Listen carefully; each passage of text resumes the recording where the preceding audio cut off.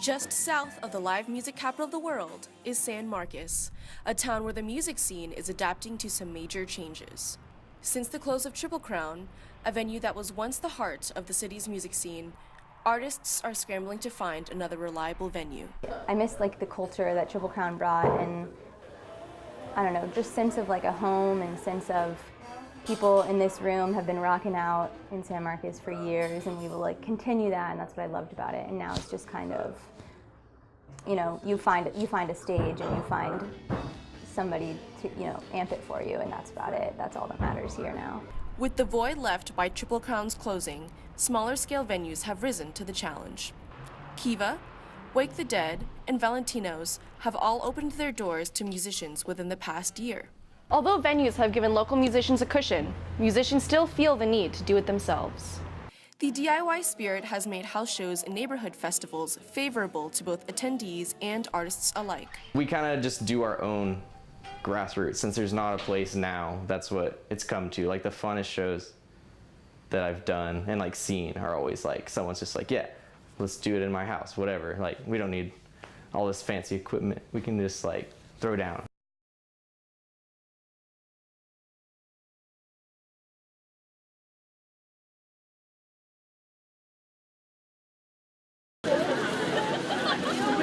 Despite the constant showers, the 27th annual San Antonio Women's Day March continued as planned. It's to celebrate just the community that is women. It seems like it's really strong, especially in San Antonio. Women's Day, it means not only just showing respect for women, but also acknowledging that women are here, even though they're still not treated equally in some senses. To not support women, to not support my mother.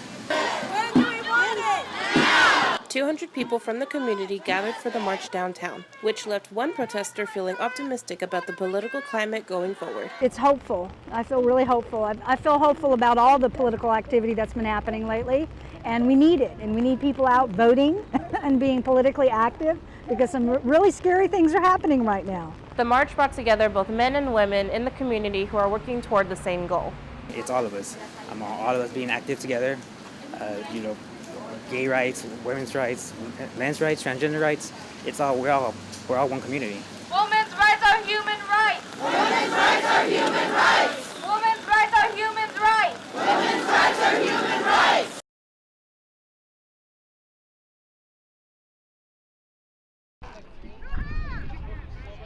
This full-contact sport is far from a casual homage to the game that inspired it. Whose house? Our house. Whose house? Our.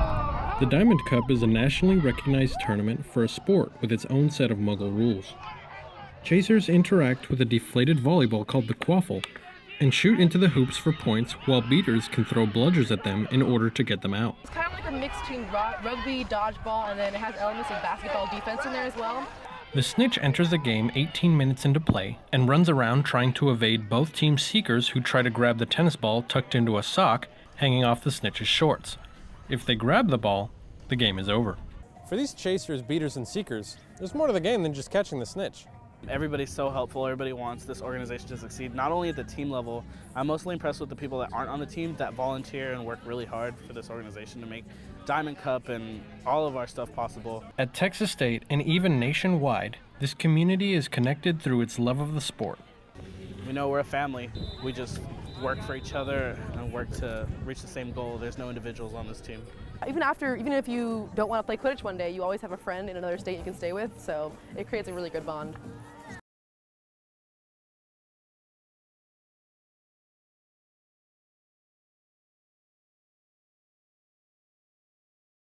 Bobcats had the chance to get their hands dirty for a day of service to give back to the community. One organization got a chance to help a couple with their home after an unexpected illness set them back from remodeling. Well, I'm a disabled vet, so I can't really lift things, and I've got cancer, so it helps a lot having people here that are young and strong and can move the heavy things for me. Not only is this a good opportunity for students, but it lends a helping hand to those who need it.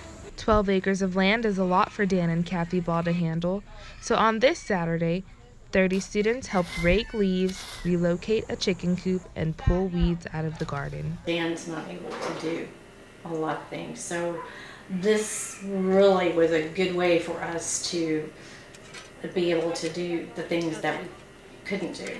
It really does help. It doesn't, he used to be able to do all that all the time. For those who volunteer for Bobcat Build, a chance to help someone in need gives them a selfless sense of accomplishment.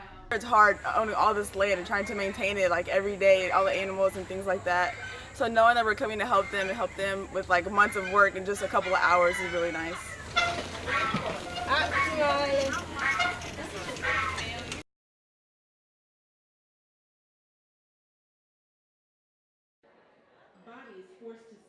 It's just women standing up and speaking about their experiences. Of other vaginas, a community, a culture of vaginas. The Vagina Monologues in San Marcos is performed every February in Stonewall as part of the V-Day movement to end violence against women and girls. I've felt really called to action lately, and it's brought me back to, I guess, my roots of understanding my feminine identity and what that means to be in a modern world. Their goal to provide community service and empower women reached to more locals since last year. Women in the show this year came and saw it last year and then just decided to be in it because it felt like it was enriching their life and it meant a lot to them. Not only do the monologues help empower women, but they also go beyond emotional support. Through the sale of tickets and raffle prizes from more than 20 local businesses, the show raised more than $1,800 for the Hayes Caldwell Women's Center and the V-Day movement. It feels really good to be combining like those hopes and dreams with like art and community, and to know that we're going to be helping specifically women in our community feels really nice.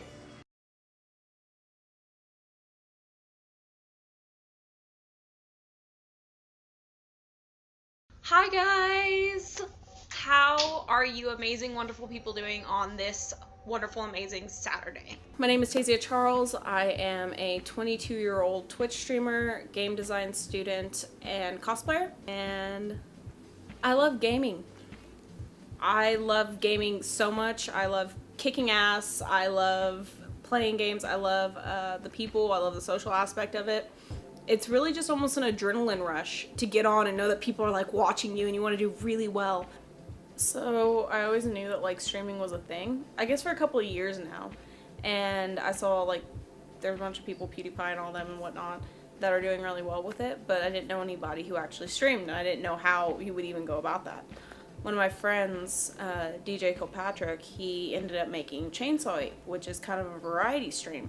And he invited me over one night, was like, hey, would you like to come over and stream with us? And then I realized that I really enjoyed doing it. I enjoyed being on camera, I enjoyed talking to people, so I decided to go ahead and get my own setup. And I've been doing that for about 6-7 months now. These crabs are little bitches. Oh shit! There's a big crab! Oh shit! Oh shit! Oh shit! Nope, nope, nope, nope, I wasn't ready for the big crab. Ah! One of the funny things about being a girl streamer, or being a girl in the game industry in general, isn't that it isn't always as obvious as you're a girl, you suck at gaming. It's me going up to one of my fellow peers in class and being like, oh, hey, are you excited about Dark Souls 3? Oh, well, have you played the first one? Or the other day I told somebody, oh yeah, Meryl Silverball from Metal Gear Solid is one of my favorite characters. And they were like, oh wow, you know who that is? And I was like, why is that a surprise? Like, I'm literally in school for this. That shouldn't be surprising at this point. I'm asked to prove myself more so than any other guy would have to, just to have a conversation. It is not as negative as it is not caring. The majority of the time people tend to not care, but it's when somebody does care that it's really, really loud. It's above and beyond to go out of their way to tell you how poorly you're doing in everything because you're a girl. The way I deal with it is really good moderators on my Twitch channel, the people that are in charge of making sure that everything works well, and ignoring them. Because I find that if you feed into it, it only makes them want to come back, it only makes them bring more people. So I just ignore it. My moderators will ban somebody or kick them out. And they do it pretty quickly. That way it doesn't rile up other people that are watching and make them think that they can also be like that. I just kind of don't deal with it. The biggest thing, like the biggest plus for me, is my community. Like, I love my followers. It's so cool, like, being able to play a game and having a bunch of people come in and watch you and see you and interact with you while you do it. It's almost like playing a game like when you were little and you'd have all your friends come over, but it was only a one-person game, so they had to watch, but they'd all be like, oh, that's so cool, and like, it's the same thing, but with 20-something people watching you. So being able to like communicate with people and be social is my biggest thing that I enjoy about it. Especially once I started having followers who come in every single stream, and I get to know them. At that point, they're basically internet friends. So I get excited to see them. So making friends, I have about 400 followers currently. And a couple of those will give me donations every once in a while. Nothing super huge, but they understand that I am in college on top of doing this and I'm not working. So they'll kind of give me, $10, $15 as they see that I need it, or every once in a while I'll have somebody donate a game. My first donation actually was my capture card, which was about a $120 capture card that was donated by one of my longtime followers, a Happy Kitty Cat. I have people that support me and help me out a lot. If it wasn't for them, like, honestly, some of the stuff I have, I wouldn't be able to improve the quality of the stream or be able to get new games sometimes on a college student budget. I have a year left of school. I don't know, at this point, I don't really see a point where I'd stop unless I just absolutely did not have time. But even with, like, my busy school schedule and stuff right now, I still make time. This is something that I really, really love to do. Like, it's not a chore for me at all. Like, I get excited about it, and if I can't stream, I feel bad. Because I feel like I've kind of let people down because I tell them I'm going to. But I like it. I really do. And hopefully, once I have a full-time job, I would still have time to do it. It was great. It was a good time. There was tentacles. There was me running in circles. There was me drinking, running out of ammo, dying over and over. It was great. It was a good time. Amazing time. And you know what really made it amazing was you guys being here. Because if I didn't have anybody to talk to, I'd just look like a freak. So I appreciate it.